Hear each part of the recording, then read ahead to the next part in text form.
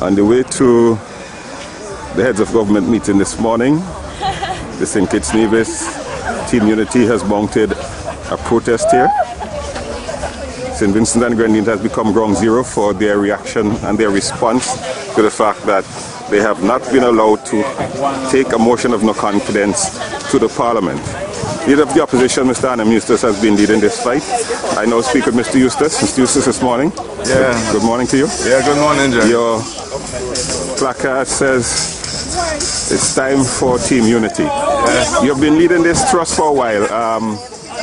This morning, this protest is on. Yeah. What do you expect to achieve? Yeah, my hope is for the heads of government to deal effectively with this issue at this meeting. We cannot continue to have the existing situation continue much longer. It is going to impact us in many ways. Even the question of our investment climate comes into question when one member state is seen to be operating outside the Parliament, outside of the democratic framework, as we know St. Kitts has, and outside its constitution. If it happens in one, it's going to happen in others.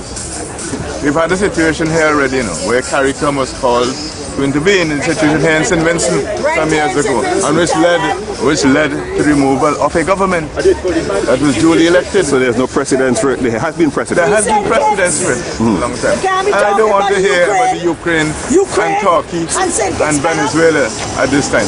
I don't want to hear about that. Let us deal with the St. Kitts situation, one of our member countries, and get that right. Mr. Harris is here, and you've been on the ground all weekend. Yes. How you feel your welcome has been in terms of the reaction to your visit so far? Well, the welcome has been overwhelmingly positively in support of democracy in St. Kitts and Nevis, and for that the people of St. Kitts and Nevis owe a debt of gratitude for the courageous leadership of the Honorable Arnhim Eustace, leader of the NDP. We thank him for the leadership role he has taken on, and a very important matter, fundamental to democratic tradition. And we want to thank the people of St. Vincent and Grenadines, especially those who this morning came out in support of the kith and kin within the Caricom region, and to show solidarity with us. For all these efforts, we are grateful, and we believe that when this chapter is written in history, the people of St. Vincent will be heroes and heroines for the fight and the contribution they would have made to the restoration of the democratic order. What would you like to be the outcome following all of this? I mean, what do you have in mind? Well, we would want to have Caricom reaffirm their belief in the democratic order and in the Charter of Civil Society.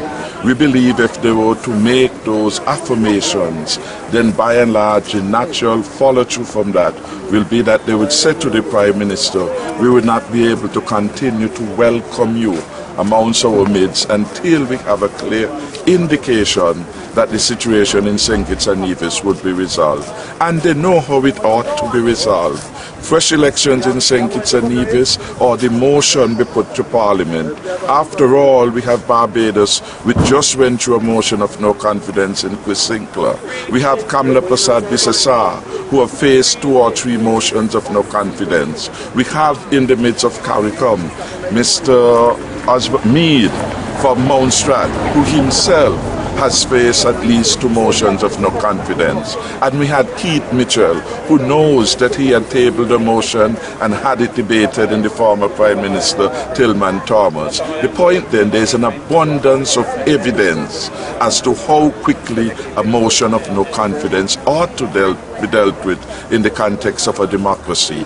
And all they have to do is to stand on principle on this one.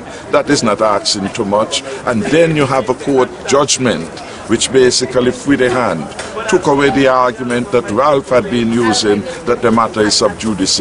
For in paragraph 146 of a 70-page judgment, Justice Ramdani said the matter is not sub judice. There is no prejudice to the rights of the parties in having the motion debated. Indeed, he went on to say that if indeed the Parliament were to meet, then the case become an academic matter. So there is no prejudice, and we are thankful for that judgment, as we are thankful to Sir Brian Alleyne, a former Chief Justice, who said that it is unprincipled what is happening in St. Kitts and Nevis, and that our parliament is being reduced to a useless instrument. In the face of all of these, the practical experiences which I've given you, the commentary of a former high jurist in Sir Brian Alleyne of the OECS Supreme Court, and other eminent personalities who have spoken out, the Speaker in the Assembly in Antigua, Delroy Chuck, former Speaker in Jamaica. Our heads need no more urging to do the right thing. So what do you think is at the heart of the fact that nothing has happened so far? What do you think really is driving that? At the heart of it is a weakness of leadership among the Caricom heads.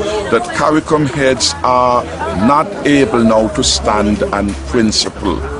The real giants of Caricom leadership, P.J. Patterson, the former Prime Minister Lady Dame Eugenia in Dominica, they have all passed.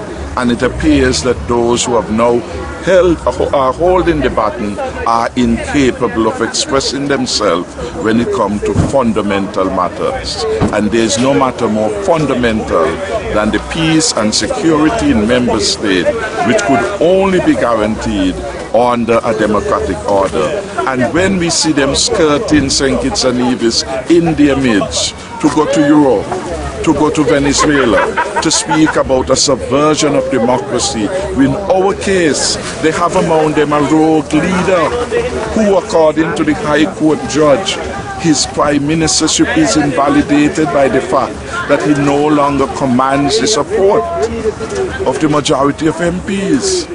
Ralph Gonsalves, Prime Minister himself, in a letter last year to the opposition leader, said the representativeness principle demands that a government must have the support of a majority of MPs. And he outlined 3 options when that government loses its majority support. One thing I haven't heard you speak a lot about is the fact that a letter was taken to the Governor General. What happened to that letter, and where is that situation? Well, we have yet to have a response from the Governor General on that matter. And it speaks then to the whole collapse of leadership and good offices in the context of St. Kitts and Nevis, where the Governor General allows his party agenda to surpass an obligation to the nation as a whole. There was a rumor that the letter was not received. Is that true? The letter was duly served by the offices of Byron and Byron. We had to make several efforts to get the letter to be served on the Governor General. They were playing a game of hide and seek. Once they were aware that the letter was coming, and the letter was indicating that we had identified one of our own to serve in the office of the Prime Minister, that we did not support the illegitimate Prime Minister Denzel Douglas, they were in a quandary, so to speak, and wanted not to be part of it. But if the letter is served, according to the Constitution, does the Governor General really have an option in the matter? Well, in our view, he does not. But it shows the collapse, and this is our point. This is why this has become so egregious. You have a collapse of the constitutional order in St. Kitts and Nevis, and the heads cannot be silent. They can't be silent. Just as they were moved in Grenada after Code and the revolution and all these things to intervene in Grenada, they have the same duty. Just as several years ago they saw a need to intervene in St.Vincent and the Grenadines, they now have a need to do that. But question again for you. The Governor General represents Her Majesty the Queen. Is there any way that you could bring this matter to the attention of Her Majesty? Well, there are in fact ways, and we certainly are taking advantage of those ways to ensure that after reasonable time has elapsed and we get no appropriate response from the Governor General, we certainly can do other things. Reasonable time, Mr. Harris? Well, more than reasonable time. I'm saying that we submitted a letter in February or thereabout to the Governor General. Therefore, none can say that we were hasty in the action which we have taken subsequently. We believe that more than reasonable time has passed in relation to the motion. It's now 14, 15 months old. More than a reasonable time has passed for the Governor General to have intervened in the situation in St. Kitts and Nevis. More than reasonable time has passed for Caricom leadership to take action. Thank you very much, and we'll be watching this as it grows. Thank you very much, sir.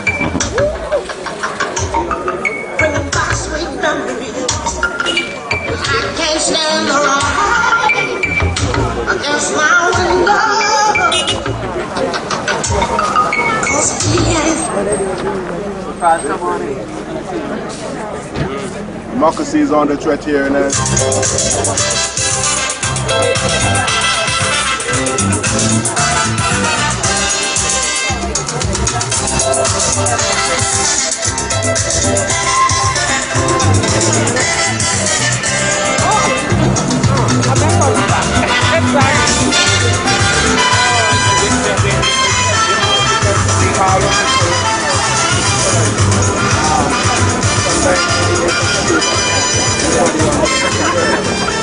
The big boys, we cannot run on.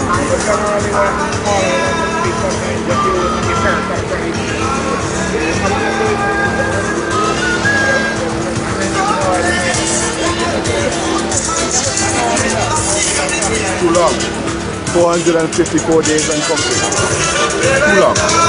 Second? He's on the 13 St. Kitts and Nevis. Your petition? Second? Your petition? Yes. Okay. Democracy is on the threat to St. Kitts and Nevis. Today St. Kitts and Nevis, tomorrow St. Vincent and the Grenadines, and whoever else. All the member states of Caricom should stand up and make a great call for democracy to thrive and also excel. Because if it is on the threat in St. Kitts and Nevis, then our whole Caribbean civilization is on the threat. Thank you.